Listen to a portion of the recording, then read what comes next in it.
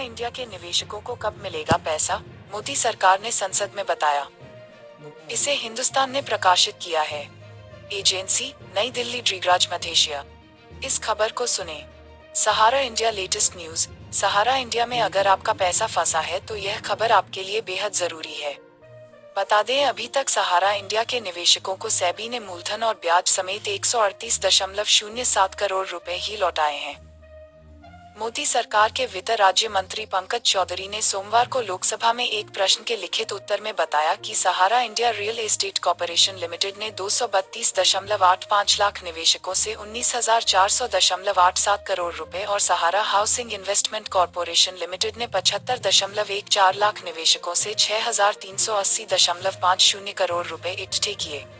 Supreme court के 31 अगस्त 2012 के आदेश और उसके बाद के आदेशों के अनुसार सहारा इंडिया ने निवेशकों से जमा की गई 25,781.37 करोड़ की मूल राशि के मुकाबले 31 दिसंबर 2021 तक सेबी सहारा रिफंड खाते में 15,503.69 करोड़ रुपए जमा किए हैं। रिकॉर्ड ट्रेस नहीं हो पा रहे।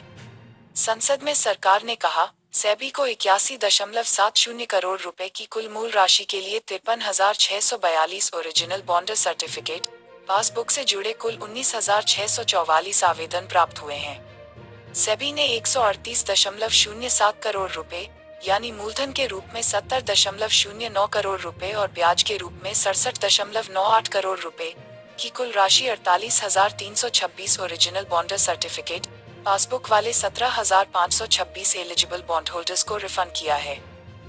सहारा ने कहा, चुका दी है निवेशकों की एक एक पाई। आपको मिला क्या अपना जमा पैसा? शेष आवेदन या तो Sahara India real estate corporation limited और Sahara housing investment corporation limited द्वारा प्रदान किए गए दस्तावेजों डेटा में उनका रिकॉर्ड ट्रेस नहीं हो पाने के कारण या सेबी द्वारा आगे किए गए प्रश्नों के संबंध में बॉन्ड होल्डर्स से कोई प्रतिक्रिया प्राप्त नहीं होने के कारण क्लोज कर दिए गए थे। लोकसभा में पंकज चौधरी के बयान के अनुसार सुप्रीम कोर्ट द्वारा समय समय पर जारी निर्देशों और सुप्रीम कोर्ट द्वारा नियुक्त जस्टिस रिटायर्ड BN अग्रवाल द्वारा दी गई सलाह के आधार पर सेबी ने रिफंड किया है। सेबी ने 21 अक्टूबर 2021 को एक इंटरलॉक्यूटरी एप्लीकेशन भी दायर की है, जिसमें मामले में सुप्रीम कोर्ट से और निर्देश मांगे गए हैं। निवेशकों को कब मिलेगा उनका पैसा?